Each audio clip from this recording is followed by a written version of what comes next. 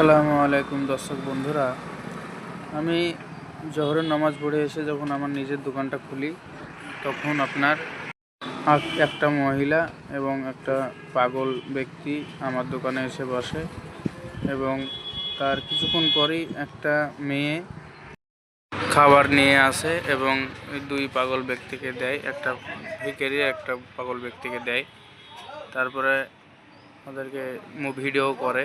আপনারা দেখতে পাচ্ছেন যে আপনারা খাবার দিচ্ছেন ঠিকই আছে, দান করছেন, গরিব মানুষকে খাওয়াচ্ছেন, খুবই ভালো কথা। লেকিন এই যে খাবার খাওয়াচ্ছেন, ভিডিও করছেন, আবার লোকের সামনে প্রেজেন্ট করছেন, এটা কিন্তু খুবই খারাপ বিষয়।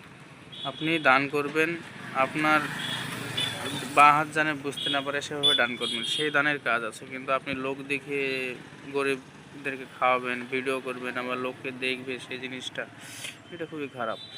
এই দানের কোনো কাজ নাই, এটা লোক দেখানো দান, বুঝতে পেরেছেন? তো আপনাদেরকে সবাই উপলক্ষে বলতে চাই যে আপনারা যেভাবে দান করবেন, যে দানটা আপনার কাজে লাগবে সেভাবে আপনারা দান করেন এবং গরিব মানুষকে খাওয়ান, খুবই ভালো।